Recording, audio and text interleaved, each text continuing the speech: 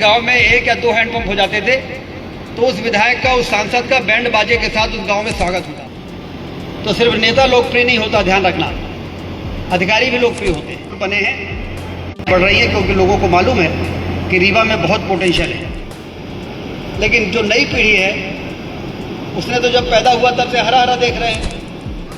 और जो फुटकर व्यापारी हैं, एसपी साहब बैठे हैं यहाँ पर, 600 से ज़्यादा लोग जेल में बंद किए गए।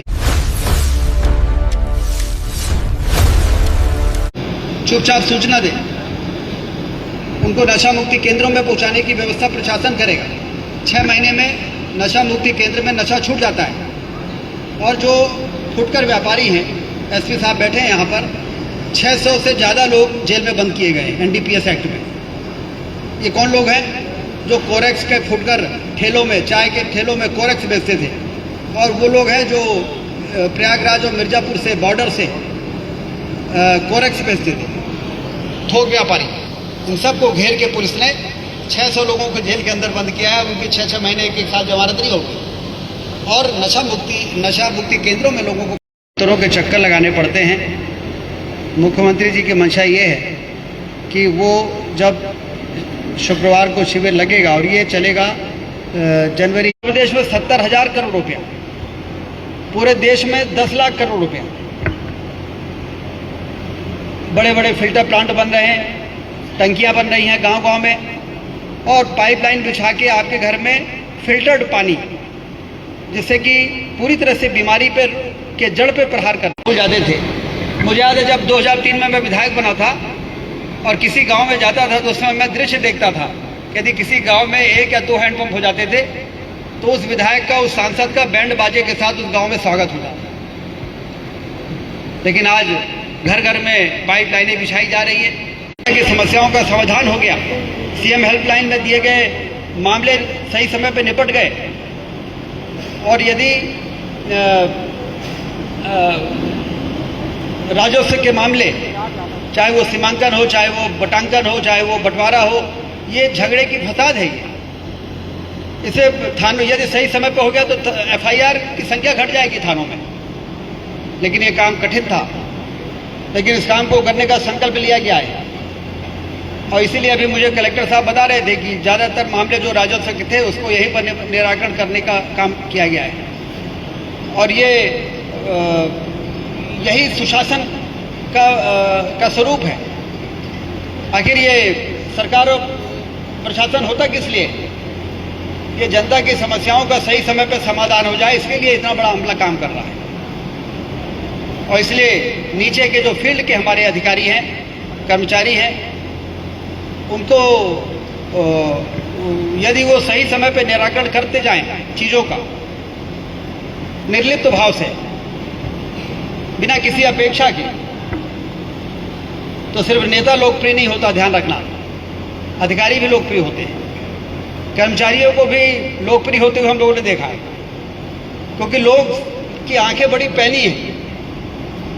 हम 2 आंखों से लोगों को देखते हैं, लेकिन 90% लोगों का काम करके प्रसन्न होते हैं। लेकिन 10% ऐसे लोग हैं, उनको रात में नींद दबाती है जब 4 काम रोक देते हैं।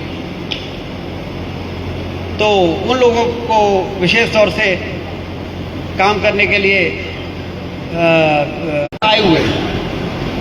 ये पहला कार्यक्रम है और इसलिए पहले कार्यक्रम में क्या और हमें बेहतर करने की आवश्यकता है, ये प्रशासन को समझ में आया होगा। अब अगले शुक्रवार को, फिर उसके अगले शुक्रवार को, अब आपकी ये सिरमौर से डभौरा रूट, पहले ये रीवा से सिरमौर रूट कैसी थी याद है कि नहीं पहले, और अब कैसी हो गई है?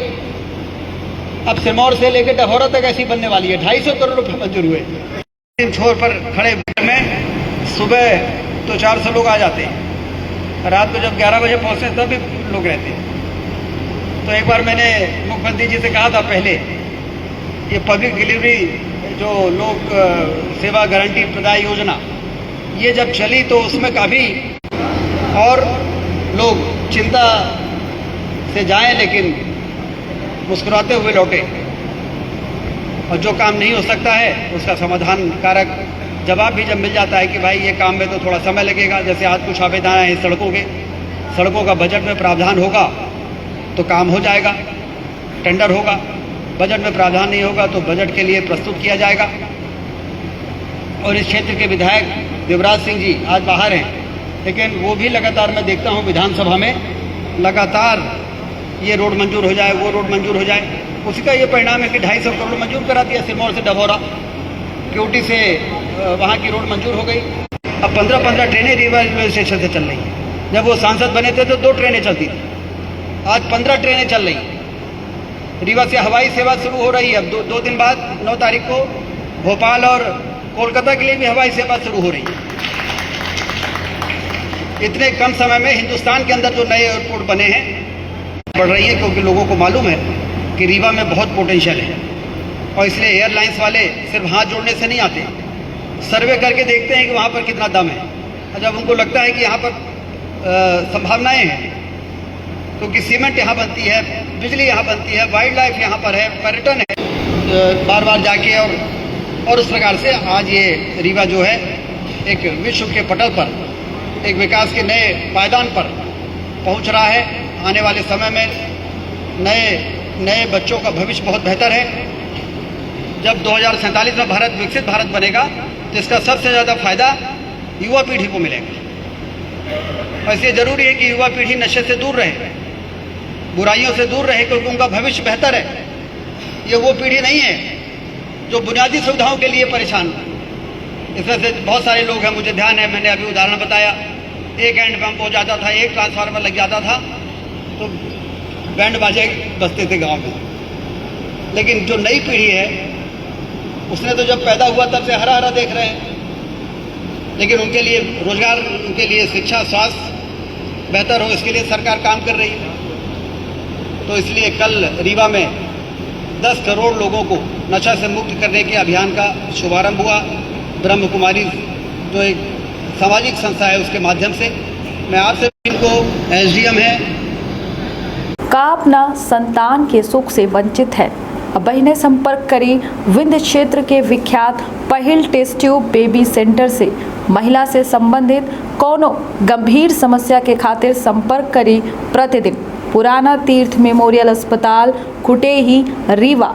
संपर्क कर सके थे 8821000416 पर या 076623524551 पर।